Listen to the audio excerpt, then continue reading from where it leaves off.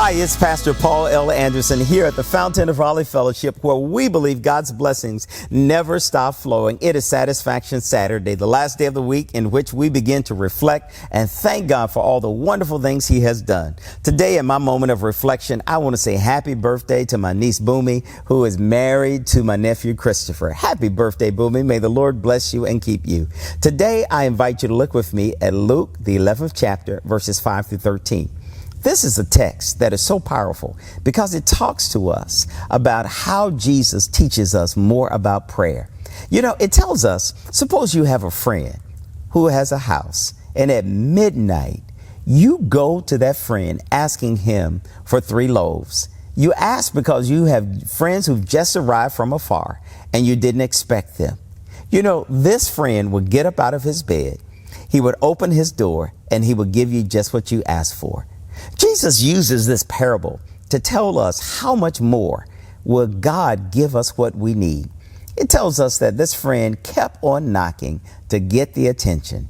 This text becomes a reminder that all that you and I have to do is to ask, to seek, and to knock. ASK. When you and I ask God for what we need, when you and I knock on the door, persistently ask Him for what we need, we have to keep on knocking. We ask, we seek, and we knock.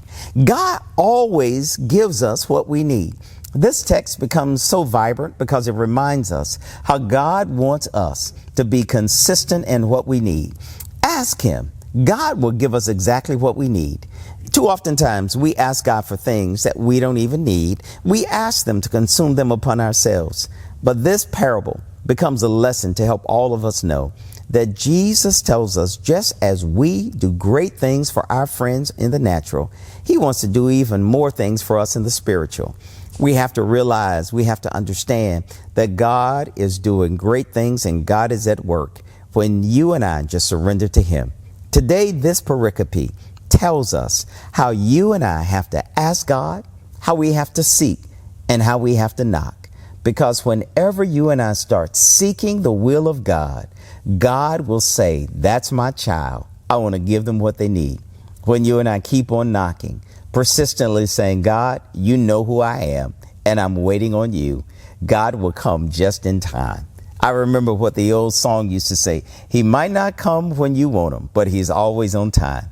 Because you and I serve an on-time God. We'd like to remind you to join us on time tomorrow at 7 o'clock a.m. for our virtual time of worship, 9 o'clock a.m. for our in-person worship. It's a time in which you and I can come together and celebrate the goodness of the Lord and to tell Him thank you for what you've done. Always know you're exceedingly and abundantly blessed, and God has a great blessing in store for you. Take the Lord with you everywhere you go, and we'll look forward to seeing you at the fountain on tomorrow. To sow a seed to the Fountain of Raleigh Fellowship, visit our newly redesigned website, thefountainofraleigh.org, and select Sow a Seed from the homepage. Also, giving has been made easier with the new Fountain of Raleigh app, available now in the Apple App Store and Google Play Store. Download today, select Giving from the main menu, and then follow the directions to complete your giving through Subsplash. Thank you so very much for all of your gifts and donations that you've given to the Fountain of Raleigh Fellowship. We thank you for what you've done in the past, what you're currently doing, and what you will do in the future. Your gifts and donations helps us to spread the gospel of Jesus Christ, not only locally, but throughout the world. Thank you again for your gifts, and may God continue to richly bless you. It is here at the Fountain that we believe that we are exceedingly and abundantly blessed, and may you receive those blessings that God has in store for you.